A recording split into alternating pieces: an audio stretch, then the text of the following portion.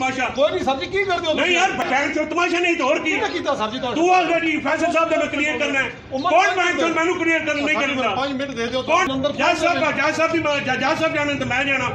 मुझे तो जो मेरे साथ वाकया हुआ जेल के अंदर हुआ वहाँ सख्त ज़बान इस्तेमाल हुई है, बड़ी ख़त का जवाब भी आ गया है। रहते हैं सर डिजिटल का ज़माना है, हमारी ट्वीटें आपको देखते हैं, आपके तमाम दोस्त रात को इंटरव्यू पे कहते हैं बड़ी सख्त ज़बान इस्तेमाल हुई है, बड़ी सख्त ज़बान इस्तेमाल हुई है इमरान खान साहब की तरफ से। तो सर ख़त पढ़ते हुए कि आंखें चुंधाती हैं, ख़त पढ़ लिया गया है, ख़त का जवाब भी आ गया है, चाहे ज़राए से आ जाए आ गया है। वो ख़त में कोई ऐसी बात नहीं है जो कि किसी के ख़िलाफ़ हो या किसी को दूर करने की बात, अमूमी एक तबसरा है, सारे उससे मुतफ़िक़ हैं।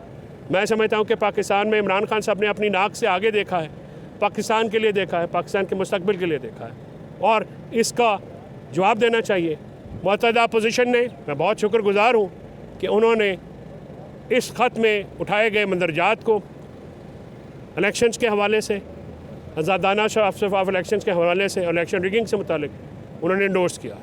ये मामलात आगे बढ़ेंगे इंशाल्लाह और आप देखेंगे कि जल्द पाकिस्तान के बाकी सियासी जमातें पार्लियामेंट के अंदर हो या बाहर हो या दूसरे सेगमेंट ऑफ लाइफ हैं वो भी इस जद्दोजहद में शामिल होंगे। सर ख़त का जवाब आए या ना आए, ये ख़त जो है ये एक तबसरा है, ये पाकिस्तान को मसाइल का हल है, इस पर गौर करना चाहिए और गौर एक्शन के ज़रिए हो तो ज़्यादा बेहतर है। पॉलिसी शिफ्ट होनी चाहिए, लोगों में बेचैनी है, लोगों में बेइत्मीनानी है, लोगों का इत्मीनान होना चाहिए। पाकिस्तान को जो कैपिटल फ़्लाइट हो रहा है, यहाँ से बहुत सारा पैसा बाहर जा रहा है। अभी 1 करोड़ 30 लाख के करीब लोग जो हैं वर्ल्ड बैंक की रिपोर्ट के मुताबिक सतह गुर्बत से नीचे आए हैं, उनको ऊपर लाने की ज़रूरत है, उनके ऊपर काम करने की ज़रूरत है। देखिए ये चार्जशीट का लफ्ज़ जो है ना ये इस्तेमाल किया गया, चार्जशीट नहीं है, हक़ाइक़ है।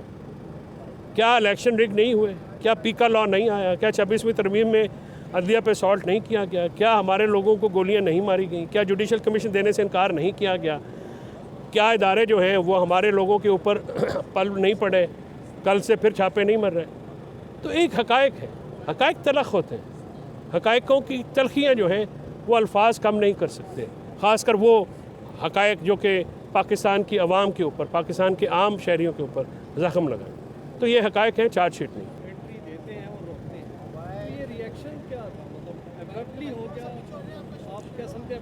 ये वीडियो जिन्होंने निकाली है उन्होंने दाखिला रोका है और ये वीडियो जो उन्होंने सामने लाए हैं वो पीछे छुप कर वीडियो बनाते हैं। मुझे तो जो मेरे साथ वाक़या हुआ जेल के अंदर हुआ वहाँ से भी वीडियो आई है मेरे साथ। मुझे तो महबूस जेल के अंदर रखा गया, जेल के गेट पे तो महबूस नहीं रखा गया, ना ही मैंने ऐसा इल्ज़ाम लगाया गया। मुझे अंदर 2.5 घंटे आप सारे कवर करते हैं, कभी आपने मुझे रोके जाने देखा है? कभी आप किसी के साथ आप सारे गवाह मेरे कभी किसी बदतमीज़ी की है, कभी ऊंची आवाज़ से बात की है? ये जो निकाल रहे हैं, ये जो वीडियो बनाते हैं चुपके चुपके चोरी चोरी, इन्हीं को तकलीफ़ है। तो तकलीफ़ तो हम देते रहेंगे, अगर आपको होगी तो दोबारा अपना तकलीफ़ होगी।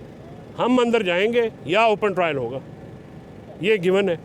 आप यहाँ पे पीछे बैठ के, पर्दे के चिलमन के पीछे बैठ के नहीं बात करेंगे, या आप सामने आएंगे या ज़िम्मेदारी लेंगे जेल काम, दोनों में से एक काम तो होगा। आज अडयाला में झूठे केसेस के सिलसिले में इमरान खान साहब के ऊपर एक और झूठा मुकदमा 9 मई से मुताल्लिक उसकी प्रोसीडिंग्स थी। हस्बे मामूल मैं आज जब सुबह पेशी के लिए आया तो मुझे जेल के दरवाज़े पे जो प्रिजन एहलकारों ने बताया कि जी आपका नाम क्लियर नहीं है। तो मैंने कहा कि मैं तो खान साहब का हर केस में मैं लॉयर हूँ और हर केस जेल ट्रायल में जो हो रहा है मैं उसमें पेश भी होता हूँ। उन्होंने कहा जी आपका नाम क्लियर नहीं है। तो मैंने कहा कि वो क्यों क्लियर नहीं है, इसका जवाब देने से कतरा रहे थे।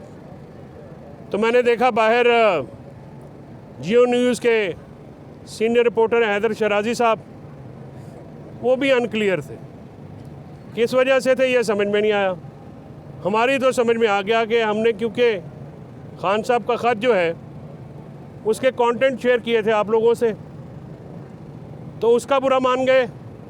तो मैं आज अंदर कैमरे की तरफ मुंह करके कहा था कि मैं दोबारा करूंगा, तो सर 6 पॉइंट है इमरान खान के ख़त के, जिसमें उन्होंने कहा है कि फ़ौज से और अवाम की दूरी के ये 6 वजूहात हैं।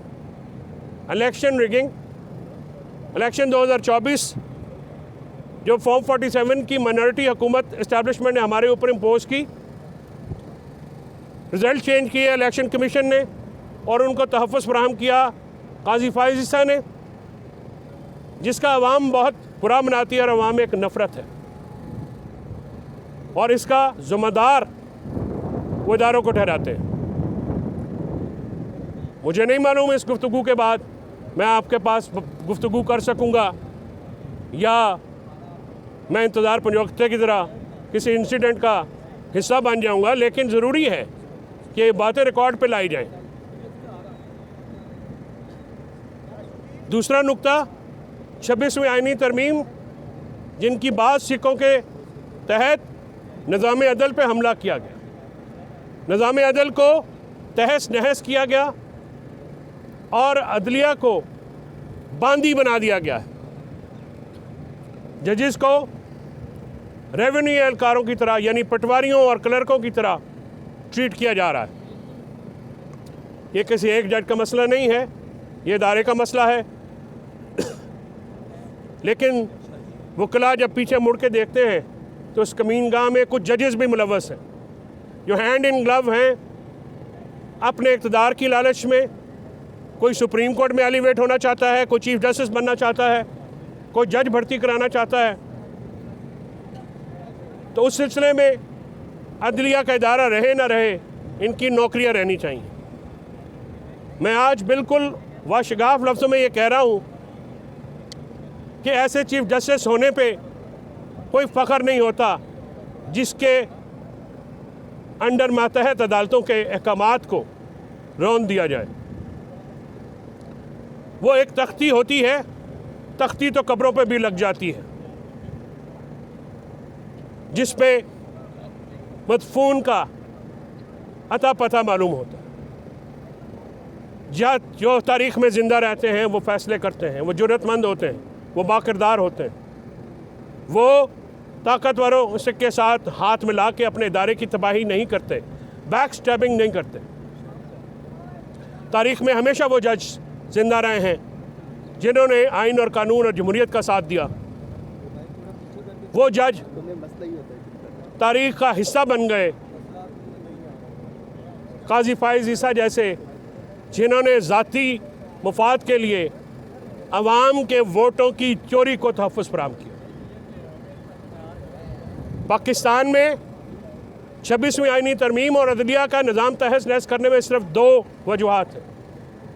एक वजह इमरान खान के केस है और दूसरी वजह इलेक्शन फ्रॉड का सामने आ जाना। इसको कवर देने के लिए 26वीं आईनी तरमीम की गई, पार्लियामेंटेरियंस को उठाया गया, किसी को ख़रीदा गया, किसी के घर तोड़े गए, किसी के बच्चे उठाए गए। ये रिकॉर्ड की बातें हैं। 8 फरवरी 2024 को ये हुकूमतें जो नून लीग और पीपल्स पार्टी जो इस्टेब्लिशमेंट की बी टीम है, उन्होंने अपने सियासी क्रेडेंशियल्स जो हैं उनको ख़त्म कर लिया।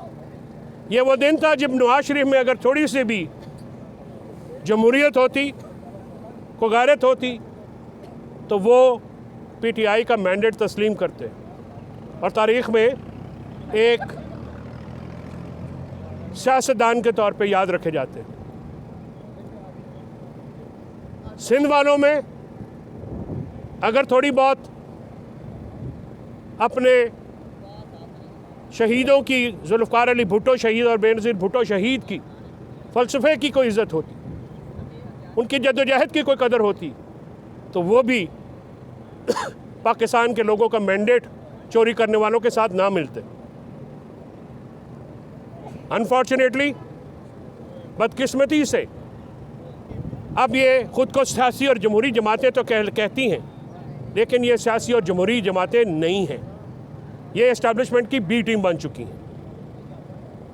पीका लॉ वो तीसरा नुक्ता है जो कि मेन स्ट्रीम मीडिया को गैग करने के बाद, उनका गला घोटने के बाद, सोशल मीडिया और इंटरनेट पर असॉल्ट के लिए वो काला कानून पास किया गया। जो असेंबली पीका लॉ जैसा काला कानून पास करे, जो निज़ाम अदल पे वार करे, वो जमहूरी तो नहीं हो सकती। हाँ, वो आमरों की नुमाइंदा हो सकती। इसमें कुछ जमातों को इस्तेमाल किया गया, उनके साथ वादा शिकनी की गई। पाकिस्तान के 8 फरवरी जैसे ही करीब आ रही है तो पंजाब और इस्लामाबाद में ये 47 की हुकूमत जो है वो इस तरह घबरा के छापे उसने शुरू कर दिए हैं। पीटीआई के वर्कर्स जो हैं, रहनुमा जो हैं, उनके घरों पे और उनको उठाया जा रहा है कि कहीं 8 को जलसा न कर लें। तो मैं अवाम को ये मैसेज देता हूँ कि ट्रायंगुलर सीरीज़ है, वहाँ पे जाएं और कैदी 804 के नारे लगाएं, इमरान खान के नारे लगाएं। अगर ये इजाज़त नहीं देंगे तो फिर खेल के इज्तिमा भी जलसे में तब्दील होंगे। अगर आप इजाज़त नहीं देंगे तो फिर हर चौक, हर गली में जलसा होगा, एहतजाज होगा। एहतजाज तो आईनी हक है, उसको रोका नहीं जा सकता। तमाम इदारों जिनका काम दहशत गर्दी रोकना है, उनका सिर्फ एक काम है कि वो पीटीआई को क्रश करें, वो जजेस जो आज़ाद हैं उनको क्रश करें, निज़ाम को क्रश करें और पाकिस्तान तहरीक इंसाफ को कुचलने के इस मॉडल के पीछे पाकिस्तान ने की अदलिया को, पाकिस्तान की जमहूरियत को